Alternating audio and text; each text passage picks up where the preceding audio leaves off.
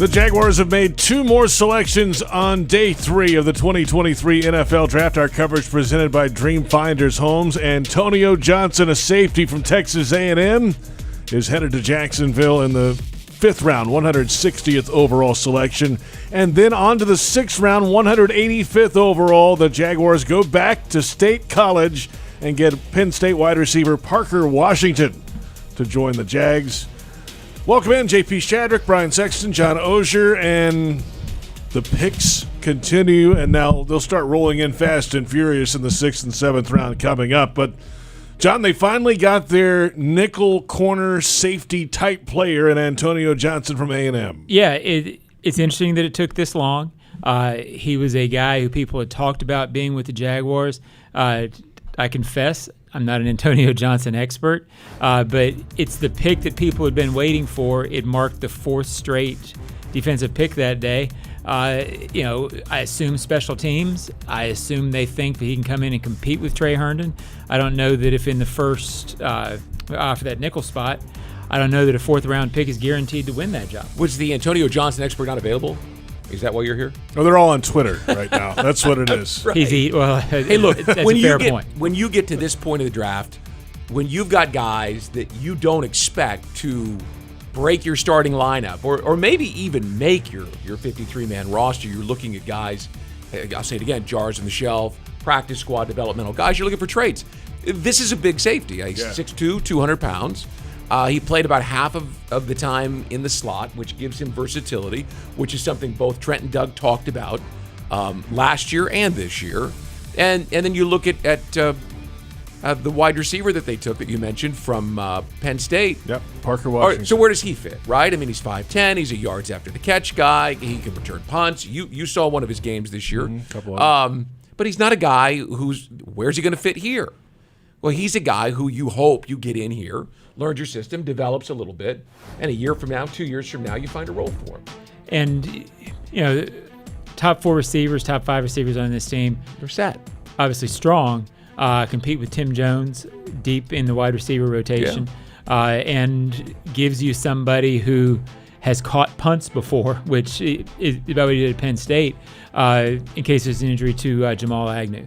So is he beyond the practice squad? We'll find out. Well, I think the good news for something that we haven't done here in our time working these together all the years that we've done it is have a roster that's so good that you're talking about where do these guys fit, right? I mean, the roster is good. Is it the best roster in the AFC?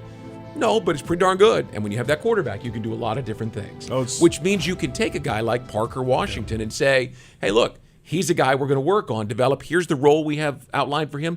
Let's work him in August, get him to the practice squad, and see what we got. Yeah, because this wide receiver room especially really is so filled out right now that, you're building towards the future. That's what this is. It's filled out, but then after the first 4, it kind of stops in terms of guys that we've seen, which isn't unusual, but, getting that 5th spot. And I'm counting Jamal Agnew as that 5th spot. Right. So we got Ridley, Kirk. He's 4th. Zay Jones, Agnew. You know what? It's funny you say that. I'm thinking about who caught how many passes, and Ingram I just slid in there as a guy who's ahead of him. But So 4th and 5th and 6th, which you keep on the practice squad. And remember, I know people always dismiss the practice squad. Now really that you keep more veterans and you rotate that's more 4 or 5 of those guys are going to play roles. So don't dismiss it. A little more on this Antonio Johnson, first-team All-SEC performer last year. As you said, Brian, a big safety, 6'2", 198, but played the majority of his time in the slot. He's not afraid to use that size. We just saw a bunch of the clips right there. He will come in and use that 6'2", 200 frame to come hit guys and loves that contact.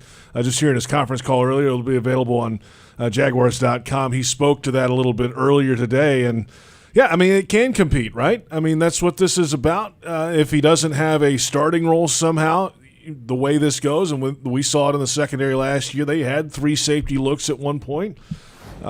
Special teams obviously can be in play, and then we'll see what happens down the line. But a guy who's played a lot of football and on big stages as well. So when you play in the SEC West also against Alabama and LSU, you're playing against big receivers, big backs, big linemen.